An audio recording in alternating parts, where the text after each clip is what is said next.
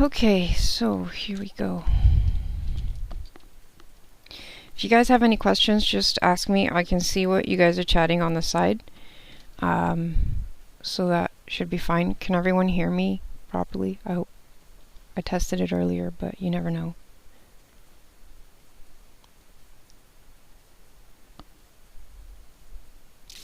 That might just be the stream.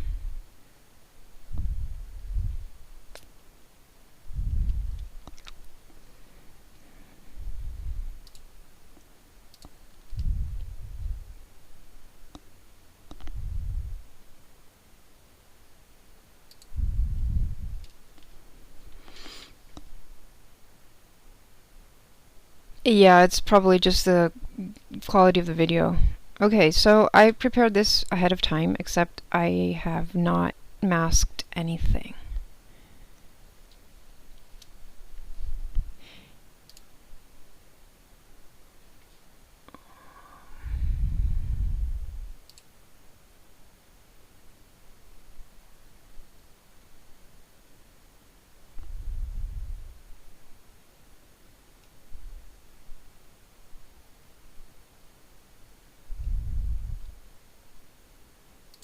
Yep, okay, I'm gonna start with Psy. Honestly, I have both open, so I'll show both, but the difference between masking, like, to mask between both is very small.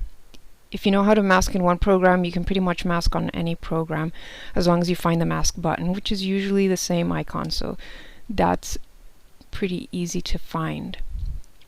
Okay, so I'm gonna start without the edits here, basically starting with the base, which is usually what you most have to mask out.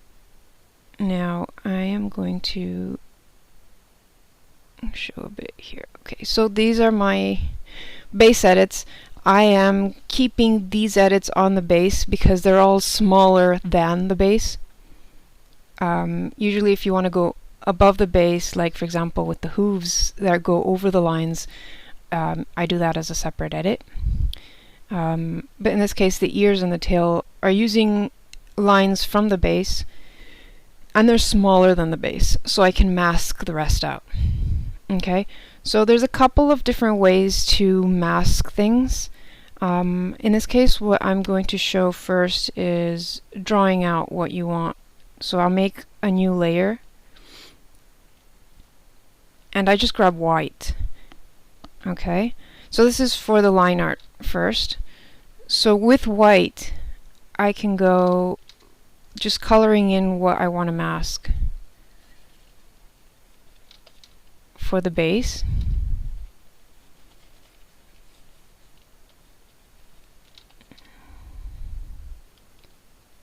And you don't have to really be that careful as to where you're going with your mouse, because just as long as you can no longer see the lines that you do not want on the drawing.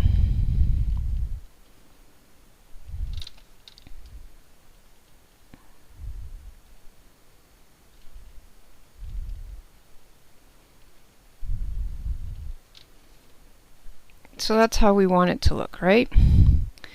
But right now this is just a layer. So what I'm going to do is, on the layer that I just whited out what I want to disappear, I'm going to select everything but what I whited out. So there you can see what I selected.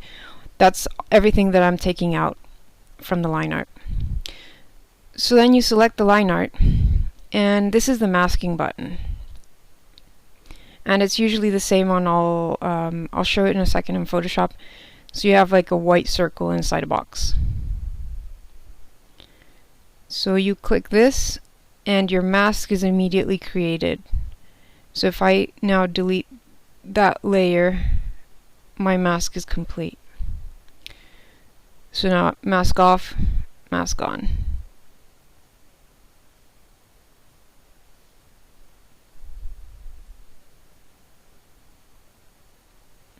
So again, here you can turn it on and off, so you can see the whole lines there.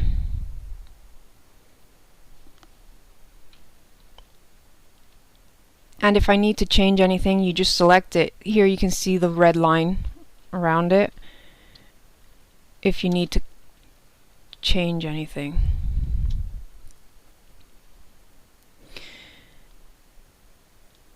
Now I usually like to mask the line art and the base separate. So now I'm going to mask this one differently.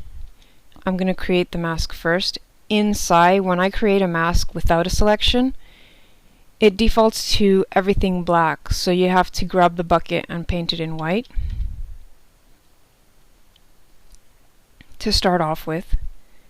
And then you're going to use the eraser on with the mask selected, and then you can just start erasing what you don't want to appear. So that's the two ways of doing it. You can either create the mask first and then delete from the mask, and so whatever you erase basically goes black on the mask. You can see it in the preview there.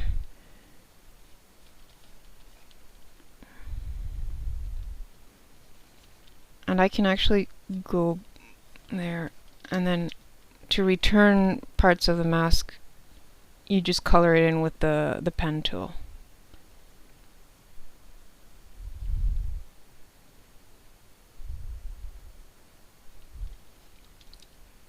And we'll do the same for the tail.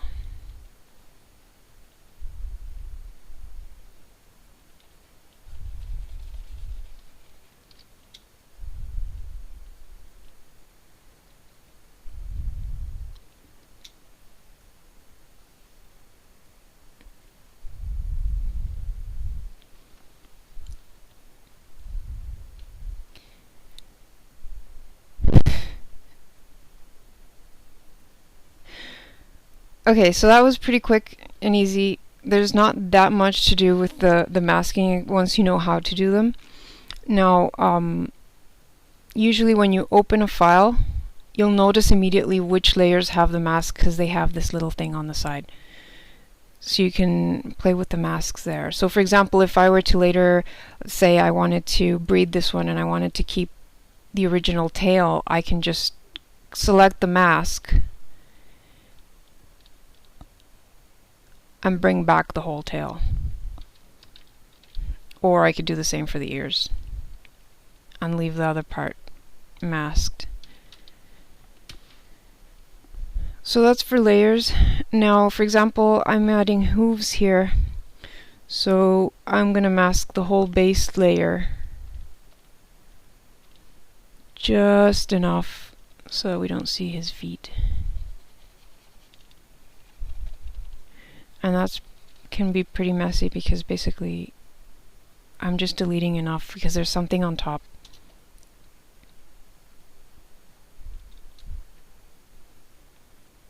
So we've got the bell, the hair, and then here we have the horns, which I made the horns match without the hair. But I want to add a mask here so that if I'm using the hair, it won't look weird as it does right now. So we're going to erase this.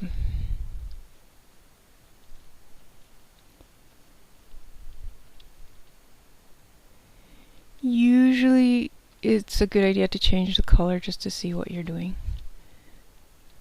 with the mask edges.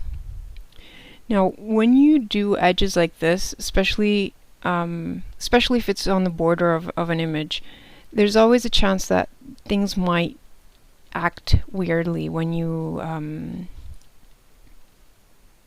change the size. Because for example here I'm working on a 400 by 400. And the final pet image is going to be 200 by 200.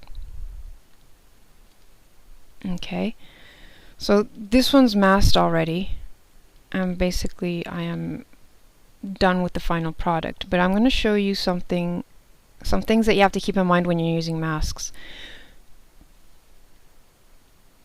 I'm going to take this one because this one's already colored. This one here has two masks. It has one for the bow, because it's over the hair and under the hair. So I left it over the hair, but I used a mask to hide what's under this part of the hair. And then the wing as well, I didn't want to put it completely under the hair, so I masked a bit of it so that it's coming like from between the hair. Now, these masks are already done, but they're very delicate. Like there's a lot that's going on there. Now, if I'm going to leave this zoomed in so you can see it. There's the two. Now, when I switch this down to 200, which is the size of the final image,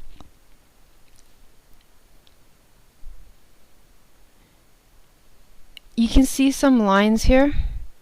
There's some blue pixels that appeared, and there's actually one pixel there. That's interference, let's call it. It's done by the mask. So when you're downsampling, you have to be careful, and well, there's a couple of ways to do it. If you can fix it once you downsample, and just touching it already takes out the blue line there, and I can do the same for that, so that it's not visible when you shrink it. But it's always going to happen. There's no way of fixing it when it's 400 by 400 so that it doesn't show up when you downsample it. So there's either that, so now it's ready for saving, or let me go back, and this is the big one, and you can merge visible layers, which will keep the transparency, but it'll basically make it a flat image. And now if I go and change the resolution, there's no mask, so there's no blue line either.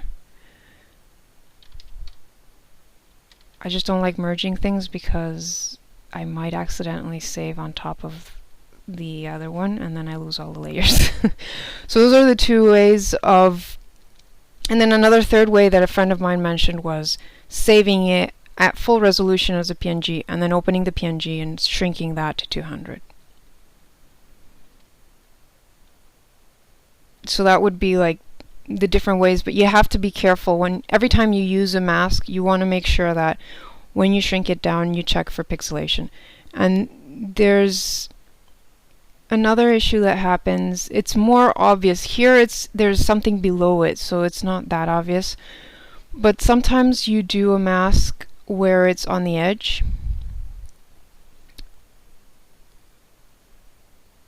And here usually what you want to do is make kind of like a fix.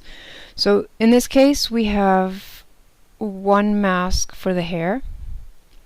Undo that mask because we have a mane. So the original hair goes up to the edge of the mellow.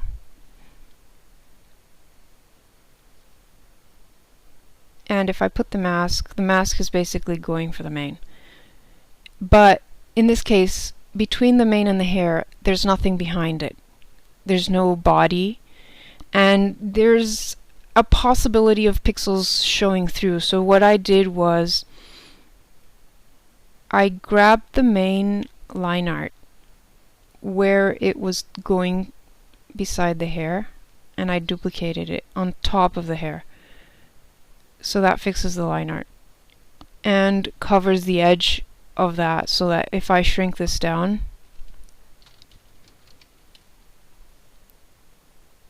there's no pixelation issues between that mask and the layer.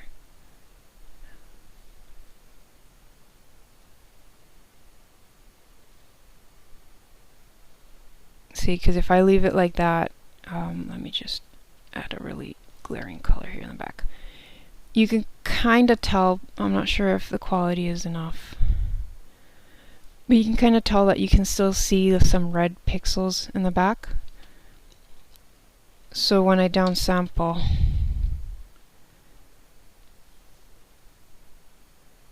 the errors are still there. And if I save it as a PNG, usually that starts messing up the final image. So that's where that line comes in and fixes all that. So you no longer have that problem.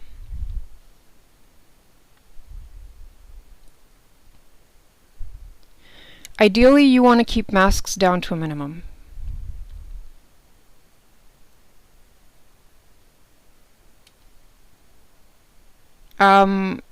Computer, well, I'm using a computer and I'm using a tablet, but my tablet's not, like, it's separate from the screen. I would actually show you, but my webcam is not working right now. But it's basically a tablet connected to the computer. Is that...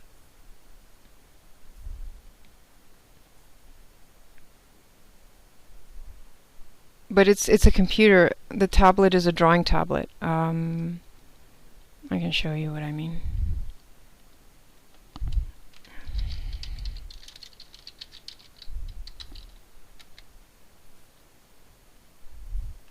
Yeah, definitely. Drawing in general is going to be a pain without a tablet.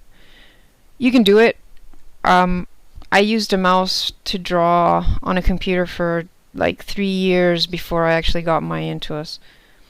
So this is what I'm using right now.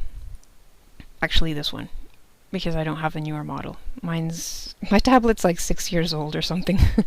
Maybe, actually it's more than 6 years. It's more like 8 years old. So this is what I'm using. So you don't see what you're drawing. It's on the screen, on your computer screen.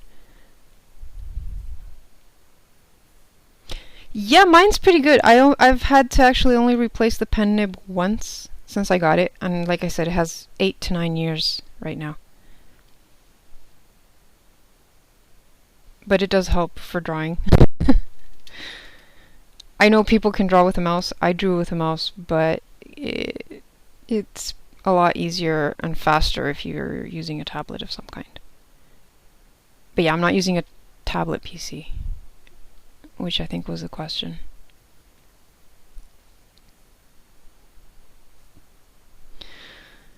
Okay, so back to masks. Like I was saying, you want to keep masks to a minimum, so when you're designing the edits, you want to layer them in a way where you will not need that many. So for example, here the only one I'm really using is the hair, because I had the issue that I wanted the hair. Usually the problem with when you want a mask is when you have something that's on top and below something. So you're going to have to mask something. And generally what you mask will depend on the complexity. Like in this case, the hair is very curly. So, because you might have noticed both of these have something on top and underneath the hair. In this case it's the mane, and in this case it's the bow. In the bow's case, I masked the bow because the hair is straight, so it was easier to mask the bow. Then, not only that, but it's on the body. If I would have had to mask the hair on this side, I would have had the same issue that I have here, right? Because it's against there's nothing behind the bow and the hair.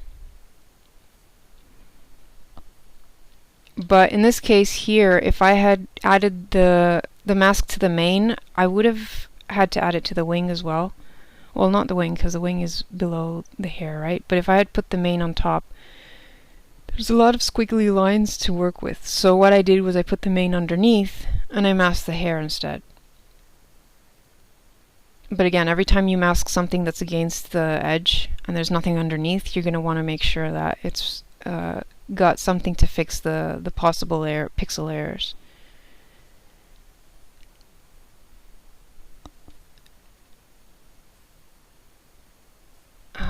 I'm not sure if I have more examples. Okay, what I wanted to show, so this is for like designs mostly, right? So these are all bases. Well, this one's colored, but this is for preparing bases. So I've got that one right that I prepared for today. Now let's say you have a pet, and this is probably, unless you're doing predicts, it's usually done by the site, but sometimes you'll have a case where you want to mix two designs that don't have their edits separated.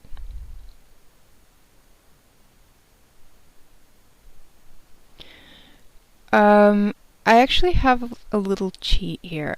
These are already bigger, but the scaling up on Sci is not very good. Let me just open a base that's small.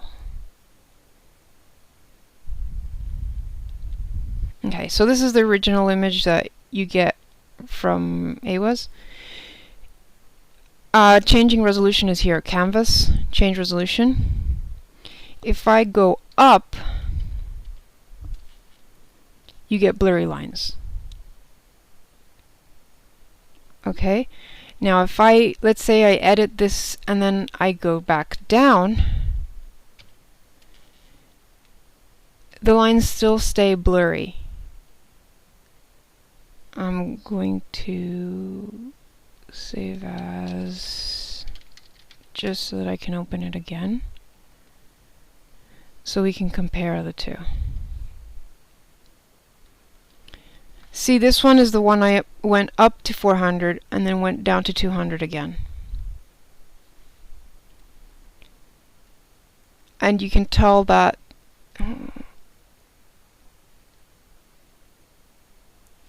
the lines are no longer crisp. It doesn't. That's the issue. You can't choose bicubic or bilinear. So you're always going to have that problem on size. So what I usually do is I open Photoshop and resize my things up. I was actually doing that with the Woolith today. So that's why I have Photoshop open. See, this one does have the option for nearest neighbor, which is the best for upsizing. So I can actually go and put this to 800 now. And it's still pretty crisp.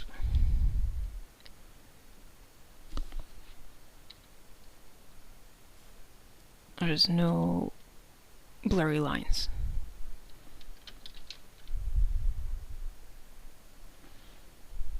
Yeah, I'm not sure about Photoshop Elements. I actually haven't played around with it. While I'm here, for the masking on Photoshop, it's the same deal. The button is the same. The only difference is that when I add a mask to a layer, it starts with it all white instead of all black. But then the rest is basically the same. You can grab the pen and start masking.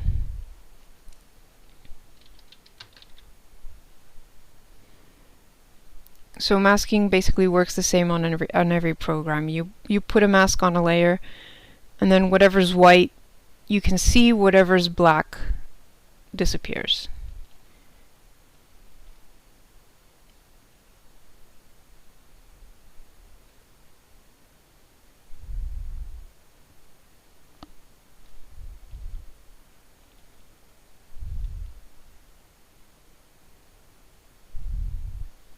So that's Photoshop.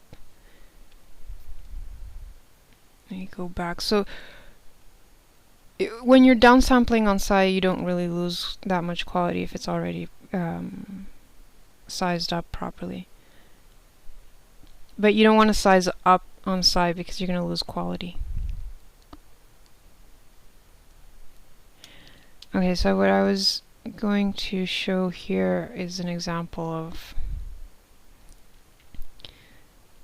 here. I am going to hide all that.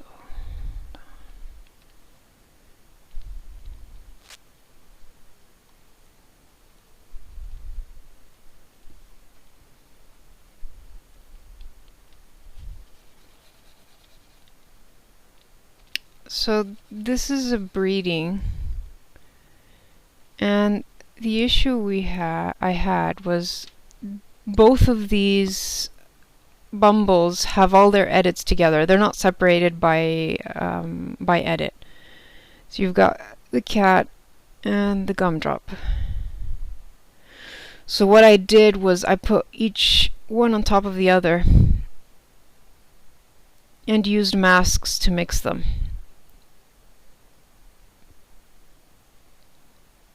So in this case, I kind of went for whatever was easier to do.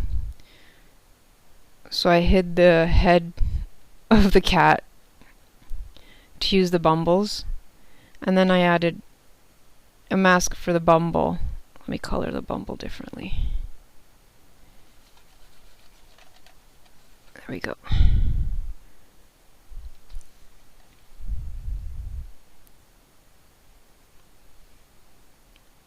So using masks, you can basically mix two pets without having when you don't have the edits separated. In this case, the only thing that I did find separated was the whiskers, so I was able to put the whiskers on top. But so this is another reason why you would want to use a mask.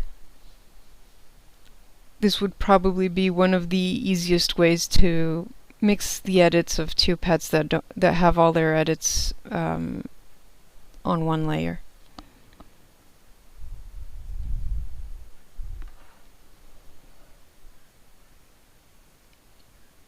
Is there any questions?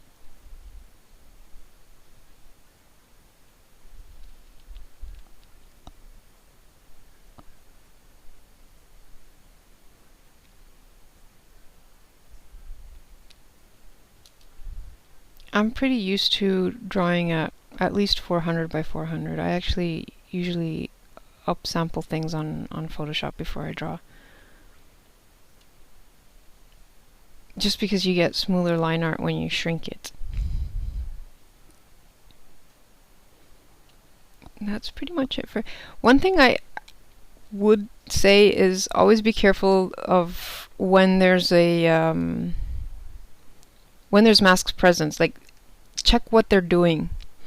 I was just looking at Photoshop. Photoshop doesn't have the option to hide the mask, or I couldn't find it.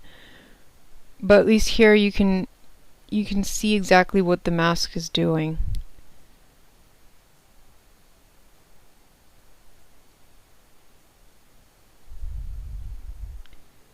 So you can turn it on and off to see.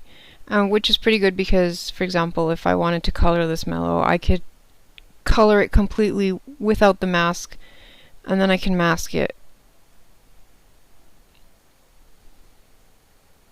But I've noticed that sometimes people don't notice masks.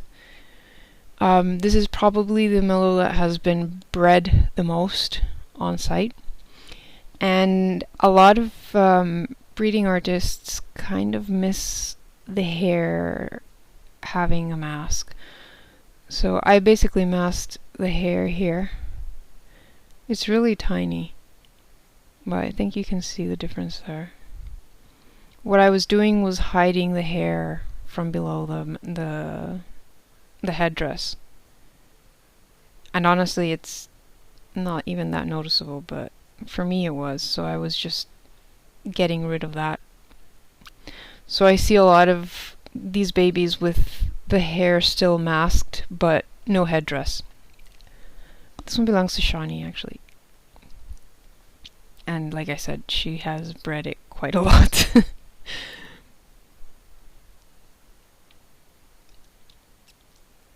And this one actually has the hair masked completely to the edge of the mallow.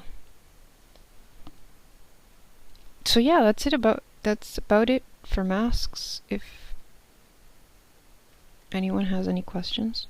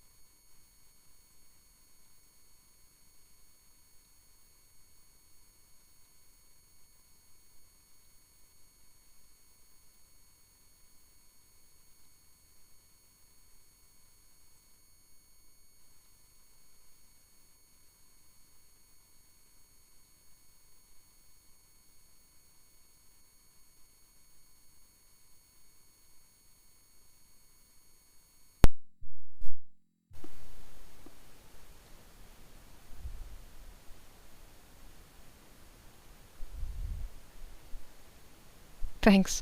Oh, by the way, the reindeer is actually going to be a free PSD, so if you guys want to color it, I'll be putting it up in my shop. So you can look that up.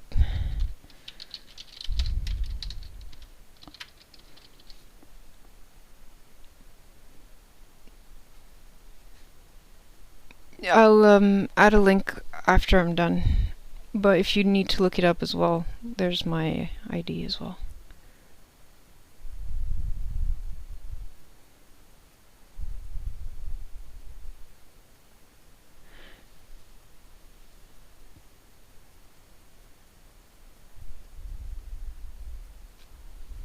Okay then.